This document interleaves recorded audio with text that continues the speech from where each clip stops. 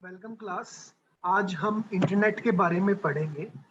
तो सबसे पहले इंटरनेट दो टर्म से बना है, इंटरकनेक्शन और नेटवर्क। नेटवर्क क्या होता है? सिंपली एक कंप्यूटर का ग्रुप होता है। जैसे ये एक ग्रुप है, तो सिंपली एक ग्रुप ऑफ कंप्यूटर्स को हम नेटवर्क कहते हैं, जो वो कंप्यूटर्स जो आपस में कनेक्टेड हैं और इंफॉर्मेशन शेयर कर सकते हैं आपस में, या रिसोर्सेज जैसे कि प्रिंटर को शेयर कर सकते हैं। ठीक है। दूसरी वर्ड थी इंटरकनेक्शन। तो ऐसे कई सारे नेटवर्क्स हो सकते हैं, जैसे ये नेटवर्क एक है, दूसरा नेटवर्क आपका ये है। ये सारे नेटवर्क एक दूसरे से अगर कनेक्टेड हो तो उसको हम कहेंगे इंटरनेट। जब वर्ल्ड में सारे जो नेटवर्क हैं उनको हम एक दूसरे के साथ कनेक्ट कर दें तो उसको हम इंटरनेट कहेंगे। तो इंटरनेट में एक इंटरनेट क्या है?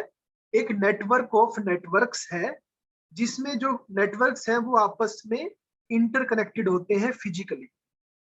उसके अलावा वो कैपेबल होते हैं कि वो आपस में कम्युनिकेट कर सके और डाटा को शेयर कर सके एक दूसरे के साथ। और तीसरा, वो एक तरह से एक नेटवर्क की तरह काम करते हैं। सारे जो डिफरेंट कंप्यूटर्स हैं वो सारे मिलके एक नेटवर्क की तरह काम करते हैं। यहाँ पर जो कंप्यूटर्स हैं या नेटवर्क्स हैं वो एक दूसरे के साथ वायर से भी अटैच हो सकते हैं और सैटेलाइट वगैरह के मीडियम से भी अटैच हो सकते हैं। तो इंटरनेट बेसिकली क्या है? एक ग्लोबल नेटवर्क है कंप्यूटर नेटवर्क्स का, जो पार्टिसिपेंट्स को अलो करता है कि वो इंफॉर्मेशन को शेयर कर पाए दूसरे कंप्यूटर्स के साथ। उसके बाद नेक्स्ट है एप्लीकेशंस क्या है, इंटरनेट की एप्लीकेशंस या उसके यूज क्या है। तो सबसे पहले तो है कम्युनिकेशन।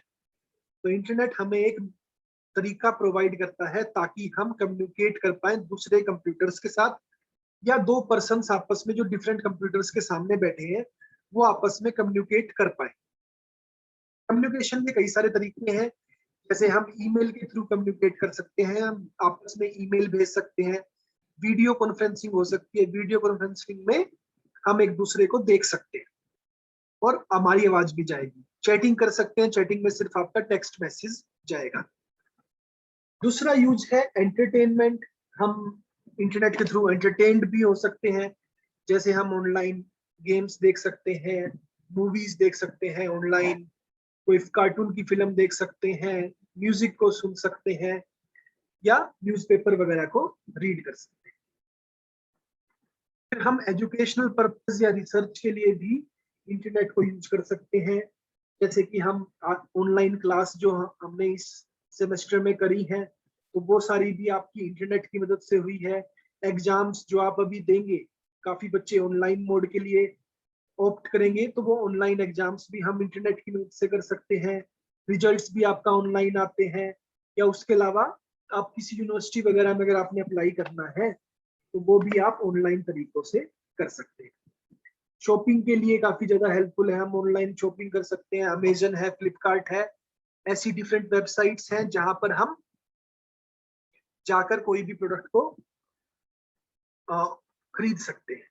फिर आपका सर्चिंग इंफॉर्मेशन, हमें किसी भी टाइप की इंफॉर्मेशन को सर्च करना हो, किसी न्यूज के बारे में सर्च करना हो, किसी टॉपिक के बारे में सर्च करना हो, रेलवेज के शेड्यूल के बारे में सर्च करना हो, किसी आर्ट के बारे में सर्च करना हो, तो ये सारी चीजें भी हम इंटरनेट की मदद से कर सकते हैं। एडवर्टाइजमेंट इंटरनेट पर हो सकती है। नेट बैंकिंग, नेट बैंकिंग मतलब ऑनलाइन आपने ट्रांजेक्शन करनी हो, किसी को पैसे भेजने हो, या अपने अकाउंट का बैलेंस देखना हो, बैंक की स्टेटमेंट्स डाउनलोड करनी हो, तो ये सारी चीजें भी आप इंटरनेट की मदद से कर सकते हैं। बिल्स की पेमेंट, डिफरेंट बिल्स की पेमेंट अगर आपने करनी है तो वो सारी भी आप ऑनलाइन कर सकते हैं, जैसे इलेक्ट्रिसिटी का बिल, वाटर का बिल, टेलीफोन बिल, ये सारे बिल्स आप ऑनलाइन पे कर सकते हैं। टैक्स का रिटर्न करना हो, आपने उसको फाइल करना हो, तो इनकम टैक्स रिटर्न वेबसाइट है, रिटर्न के लिए वेबसाइट है गवर्नमेंट की, वहां पर आप इनकम टैक्स रिटर्न भी भर सकते हैं।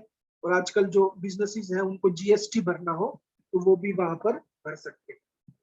फिर हम बुकिंग या रिजर्वेशन करवा सकते हैं, हमने किसी टैक्सी की बुकिंग करवानी हो, किसी रेलवे की बुकिंग करवानी हो, एयरप्लेन की बुकिंग करवानी हो, फ्लाइट की टिकट्स, ट्रेन की टिकट्स, बस की टिकट्स, ये सभी हम ऑनलाइन कर सकते हैं। गवर्नमेंट की सर्विसेज के लिए अप्लाई करना हो, हमने पैन नंबर के लिए अप्लाई करना हो, पासपोर्ट के लिए अप्लाई करना हो, तो ये सारी चीजें हम इंटरनेट की मदद से कर सकते हैं। और ये है आपके इंटरनेट के तरीके। फिर उसके बाद है आपका वेज टू कनेक्ट इंटरनेट। तो हम कैसे डिफरेंट तरीके हैं जिनकी मदद को यूज करके हम इंटरनेट से कनेक्ट हो सकते हैं।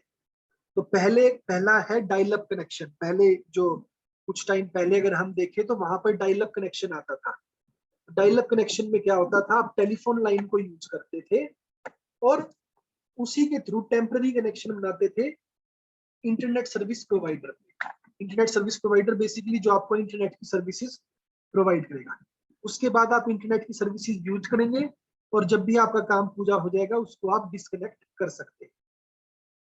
ठीक है, तो ये तकरीबन 15-20 साल पहले होता था। कुछ इस टाइप से आपका एक डायलॉग बॉक्स आता था, वहां पर आप कनेक्ट कर सकते थे। एक टेलीफोन नंबर पर आप डायल करते थे, उस नंबर पर जब आप डायल करते थे तो वो आपका कनेक्शन हो जाता था।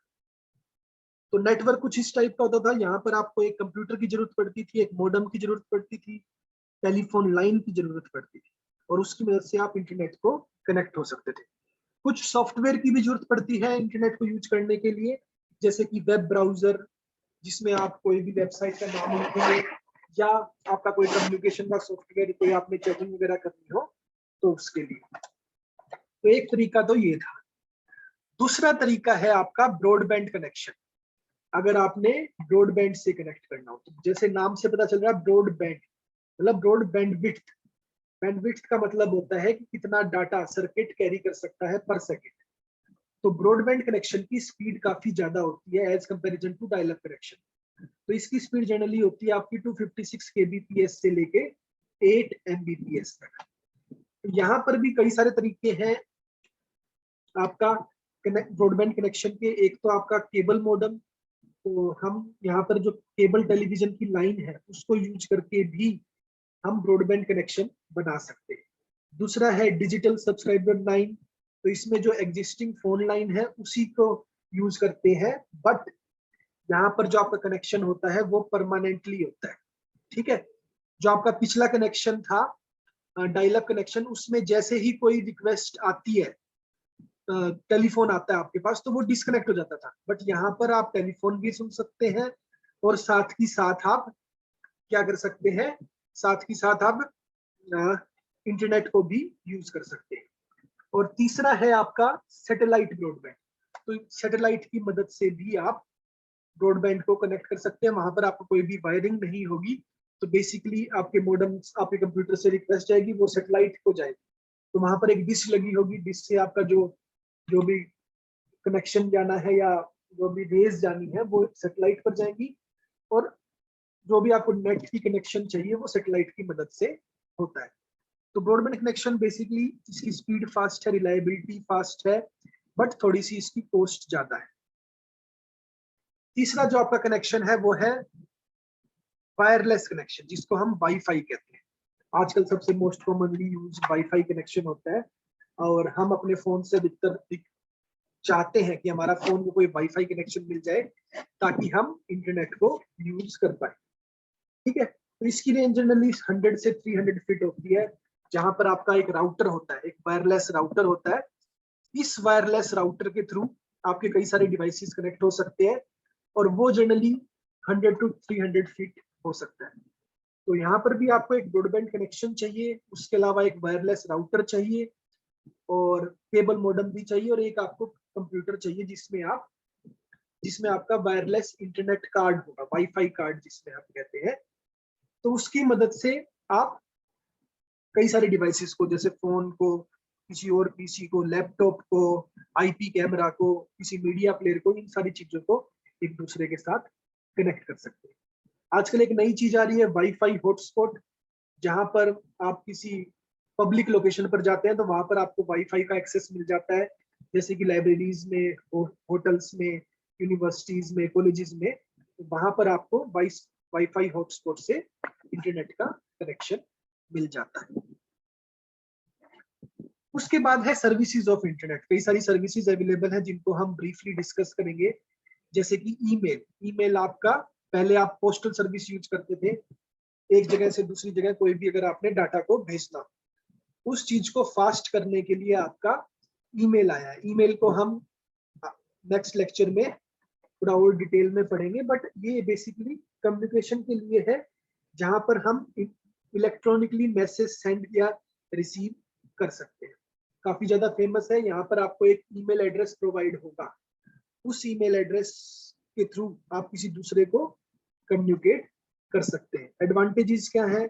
स्पीड काफी फास्ट होती है, कॉस्ट कम है, आसानी से हम यूज कर सकते हैं, किसी भी लोकेशन पर हम ईमेल को एक्सेस कर सकते हैं, हमें पता चल जाता है हमारा मेल रेसिपिएंट के पास पहुंचा या नहीं पहुंचा, उसी टाइम हमारा मेल पहुंच जाएगा। नेक्स्ट सर्विस जो है वो है www, जिसे हम वर्ल्ड वाइड वेब कहते हैं। तो वर्ल्ड वाइड वेब बेसिकली क्या है? इंटरनेट को एक्सेस करने का सबसे आसान तरीका है। वर्ल्ड वाइड वेब में क्या है? कई सारे डॉक्यूमेंट्स स्टोर होंगे, जिनको हम, उन डॉक्यूमेंट्स को हम कहेंगे वेब पेजेस, और वो वेब पेजेस एक दूसरे के साथ कनेक्टेड होंगे। ठीक है, तो जैसे इंटरनेट में नेटवर्क्स एक दूसरे के साथ कनेक्टेड थे, यहाँ पर आपके वेब पेजेस एक दूसरे के साथ कनेक्ट हो सकते हैं। अब वेब पेज में क्या होता है? वेब पेज में आपका टेक्स्ट भी हो सकता है, पिक्चर, ऑडियो, वीडियो, ये सारी चीजें आपकी हो सकती है। कई सारी वेब पेजेस को मिला के आपका एक वेबसाइट बनती है। ठीक है, तो जैसे कि आपका ndtv.com है, एक न्यूज की वेबसाइट है, तो वो एक वेबसाइट है, उसमें कई सारे पेज हो सकते हैं जो कि न्यूज के बारे में बताएंगे। जैसे जो भी करंट न्यूज है, हर करंट न्यूज का आपका एक वेब पेज होगा। ये वेब पेजेस एक दूसरे के साथ इंटरकनेक्टेड होते हैं, और कैसे इंटरकनेक्टेड होते हैं? हाइपरलिंक की मदद से। तो एक वेब पेज में एक हाइपरलिंक होगा, जिसको क्लिक करके आप किसी दूसरे वेब पेज पर जा सकते हैं। ठीक है, तो ये है आपका वर्ल्ड वाइड वेब और वेबसाइट के बारे में। उसके अलावा आप चैटिंग के लिए सॉफ्टवेयर होता है, इंटरनेट रिले चैट जिसे हम कहते हैं, जैसे yahoo.com है, वो भी चैटिंग के लिए सॉफ्टवेयर प्रोवाइड करता है, MSN है, सिफी है, ये सारे आपको चैटिंग के लिए सॉफ्टवेयर प्रोवाइड करते हैं। फिर आप वीडियो कॉन्फ्रेंसिंग कर सकते हैं। कई सारे यूजर्स हैं जो अलग अलग लोकेशन पर हैं और वो आपस में एक साथ बात करना चाहते हैं, तो उसको हम कहते हैं वीडियो कॉन्फ्रेंसिंग। वीडियो कॉन्फ्रेंसिंग के लिए आपको एक मल्टीमीडिया कंप्यूटर चाहिए, जिसमें माइक्रोफोन होगा, साउंड कार्ड होगा और स्पीकर्स। डिजिटल कैमरा चाहिए, जिससे आपकी इमेज दूसरे लोकेशन पर जा सके। इंटरनेट का कनेक्शन होना चाहिए कनेक्ट करने के लिए, और उसके अलावा कोई वीडियो कॉन्फ्रेंसिंग सॉफ्टवेयर होना चाहिए, जैसे नेट मीट, गूगल मीट, ये सारे, जूम, ये सारे आपके सॉफ्टवेयर हैं। फिर फेस सोशल नेटवर्किंग के लिए भी ऑप्शंस अवेलेबल हैं, जैसे फेसबुक है, ट्विटर है, लिंक्डइन है, ये सारे आपके सोशल नेटवर्किंग के सॉफ्टवेयर हैं, जिससे आप अपने दोस्तों के साथ या किसी और पर्सन के साथ कनेक्टेड रह सकते हैं। फिर न्यूज ग्रुप होते हैं। न्यूज ग्रुप में क्या होता है? कई सारे पर्सन से ज्वाइन कर लेते हैं जो जिनका सेम इंटरेस्ट है, तो उस सेम इंटरेस्ट पर वो सारे पर्सन्स कुछ भी क्वेश्चंस पूछ सकते हैं, कुछ भी पोस्ट कर सकते हैं, उन पोस्ट को देख सकते हैं। नेक्स्ट जो सर्विस है वो है आपकी FTP।